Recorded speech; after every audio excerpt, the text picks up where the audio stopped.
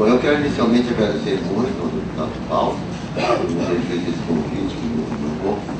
Eu queria dizer também que eu estive no dia 1º de setembro numa outra reunião semelhante não, muito diferente, mas sobre o mesmo tópico, em Brasília, na Câmara Federal. E para mim foi praticamente um circo de horrores que eu assisti lá. Porque o mínimo que falaram foi que, né, o Supremo Tribunal Federal está sendo muito criticado em revista porque aprovaram a marcha da maconha.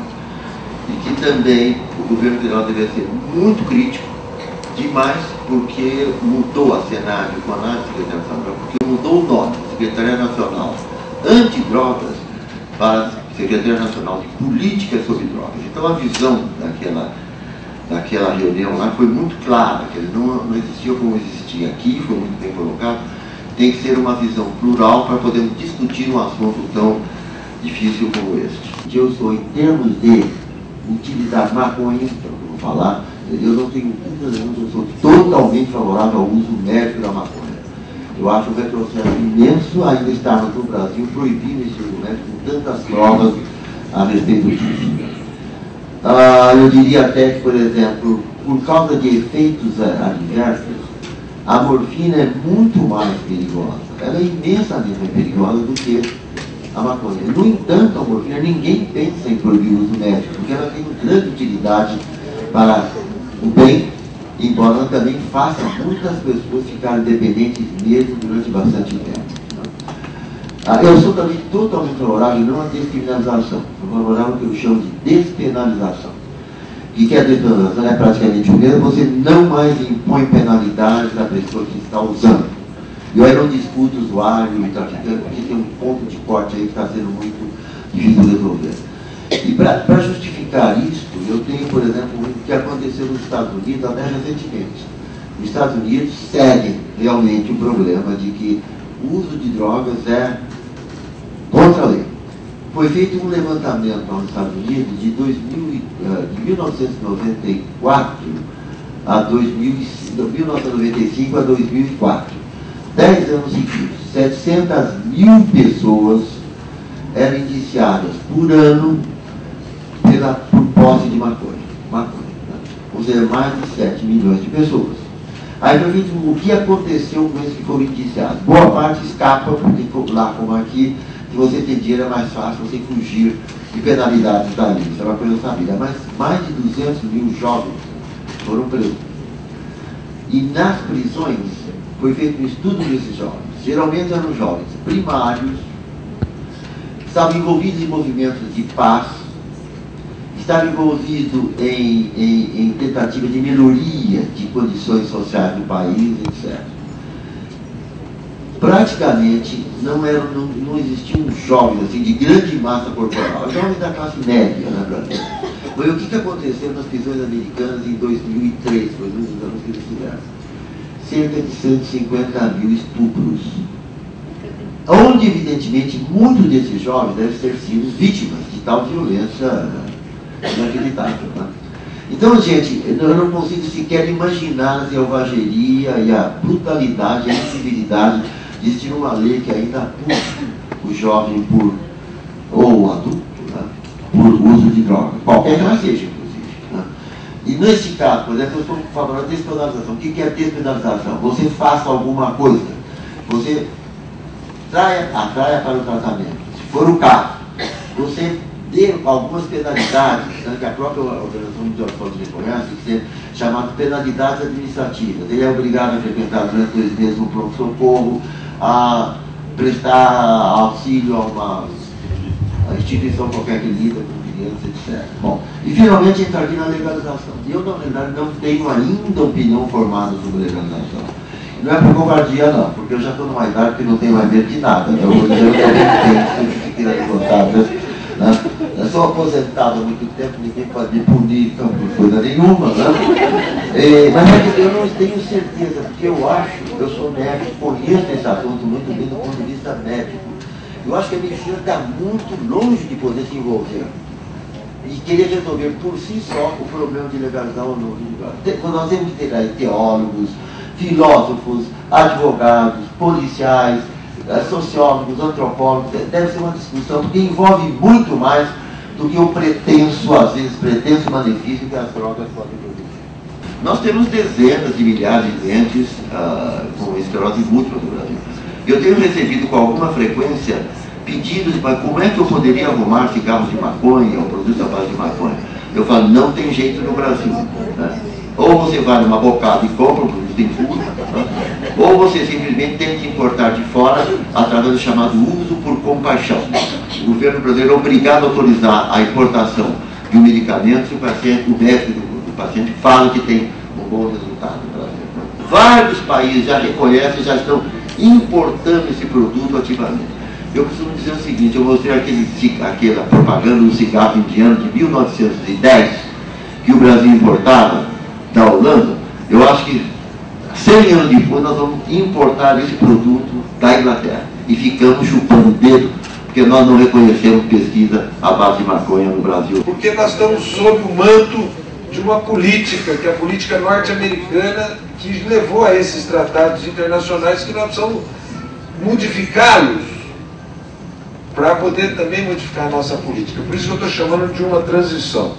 Primeiro, eu vou falar alguns pontos dessa transição. Primeiro, eu acho que a restrição da regulação do álcool. O álcool, na minha opinião, numa sociedade não poderia estar na televisão. E não poderia estar associado a mulheres bonitas, a cultura do pagode, ao técnico da seleção brasileira. Segundo, nós deveríamos autorizar a pesquisa do uso terapêutico. A fala aqui hoje de manhã do Dr. Elisaldo Carlini foi muito importante, mostrando que a aplicação terapêutica da cannabis para algumas doenças poderia ajudar no tratamento dessas doenças, como o ópio ajuda no tratamento da dor. Terceiro, uma clara definição entre traficantes e usuários. Por quê? Porque a pessoa vai saber se ela pode ser enquadrada ou não pela quantidade. Pela quantidade. Mas também, eu vi isso de um delegado do Rio de Janeiro chamado Orlando Zacconi. Ele mostrou que quando você descriminaliza uma certa quantidade de porte, você ajuda a esvaziar o poder econômico do tráfico, você vulgariza o preço. Ele falou que o resultado da política portuguesa foi jogar o preço lá para baixo e deixar desinteressante o mercado. Você tem que ter uma estratégia de esvaziamento econômico do mercado. Então, uma clara distinção entre usuário e traficante.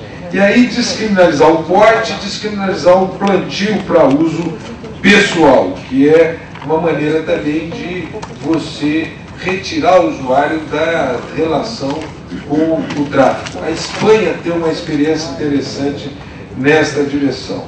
E tentar mexer na figura do tráfico. Por quê, gente? Um menino de 18 anos que é pego com uma certa quantidade, né, ele tem uma pena pesada. Ele, ainda que ele não tenha antecedentes criminais, não utiliza de violência, não utiliza de armas, né, e não tem uma ação permanente naquele mercado, ele é tratado igual àquela pessoa que vai buscar do Paraguai e da Bolívia. Quer dizer, não pode ter o mesmo tratamento. Aí não há qualquer tipo de racionalidade jurídica. Então, nessa política de transição, eu acho que nós temos que mexer nessa figura do tráfico para privilegiar a possibilidade de cumprimento de penas alternativas e para aquelas pessoas que não se utilizam de violência, não estão relacionadas a grupos organizados, não usam armas e são primárias. Isso porque aquela pesquisa da Luciana Boatê no Rio de Janeiro mostrou que 66% das pessoas que são presas como traficantes são primárias, não utilizam de armas, não estão ligadas a grupos organizados, foram pegas sozinhas. Então, nós temos que destinar para outra finalidade a prisão. Claro, se a pessoa é regular, utiliza de violência, perdeu a primariedade, aí o tratamento deveria ser outro nessa política que eu estou chamando de política de transição. Por último, eu quero discutir estratégia, que foi parte da conversa que o Rubens, eu e o Henrique tivemos hoje. A opinião que nós temos é que essas entidades de juízes, de promotores, de advogados, de militantes, de direitos humanos, de jovens, deveriam produzir uma emenda de iniciativa popular, recolher assinaturas para que essa emenda tramitasse como uma emenda de iniciativa popular para mexer no tema das drogas, com um objetivo da diminuição da violência e o objetivo, não só um objetivo da diminuição da violência, um segundo objetivo de esvaziamento do poder econômico do tráfico de drogas e o terceiro objetivo de tratar o usuário na esfera correta, tá certo? Qual é a esfera correta? É da cultura, da educação, dos seus direitos, da sua cidadania, de incorporá-lo na visão de construção de uma nova sociedade, dele canalizar seu desejo nesta construção, enfim, tratá-lo como cidadão. Então são essas as ideias e realmente elas são mais difíceis de explicar do que a ideia de tem que prender, tem que matar, tem que internar, que são ideias fáceis, mas que não vão levar o Brasil a qualquer solução. Quando pensa, vamos discutir isso, vamos pensar no outro cenário, aí vem na cabeça das pessoas o seguinte: o que seria um outro cenário? Todo mundo poderia ter acesso facilmente à droga? A droga não poderia ser contaminada com outras substâncias? A droga não seria oferecida para os nossos jovens? E eu quero pensar que esse não é um cenário futuro, esse é um cenário presente. Recentemente eu fui numa igreja na região da Brasilândia e perguntei para as mulheres: quanto tempo a senhora demora para comprar um antibiótico? Elas falaram 3 meses. Eu falei: mas por que 3 meses? Porque eu demoro mais ou menos 3 meses para conseguir uma consulta médica no posto de saúde. Depois que eu consigo a consulta médica, eu tenho que ter a receita. E só assim que eu posso comprar o remédio. Eu perguntei: quanto tempo você consegue comprar crack? Que ela falou: 5 minutos. Então tem alguma coisa errada nesse processo, tá certo? Aí que nós temos que pensar: se o tema de drogas e do uso de drogas é importante, nós temos que tratá-lo diretamente. O Dr. José Henrique e o Rubens César dizia hoje durante o almoço: como há uma criminalização do uso, é a resposta para não ter tratamento. Então, quando as pessoas dizem: mas não tem tratamento no Brasil, qual é a resposta? Porque o usuário vai ser tratado pela polícia, ele não vai ser tratado pela saúde. Então eu não tenho que contratar médico, psicólogo, assistente social, enfermeiro, fazer clínica. Eu tenho que contratar carro de polícia, arma pesada, helicóptero e espionagem, porque essa é a prioridade. Quando a prioridade devia ser contratar segmentos para tratar o abuso de drogas. E aí, fundamentalmente, nós precisamos, se quisermos tratar o abuso de drogas, nós temos que tirar o tema criminal da frente. E dizer: olha, quais são os temas prioritários para nós? E aí eu começo a discutir. O primeiro tema prioritário para nós é acesso a direito. O problema de drogas é aonde não tem Estado.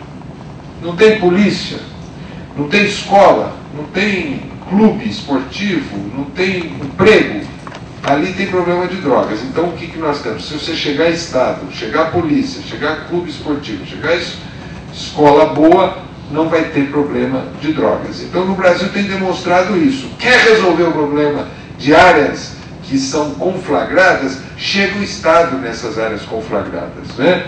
E chega da melhor maneira o Estado. Porque hoje, como disse o Cristiano, o Estado chega da pior maneira. Ele chega com a polícia e chega dando tiro, prendendo e arrepiando, e sem resolver. Sem resolver. É como enxugar gelo esse tipo de intervenção.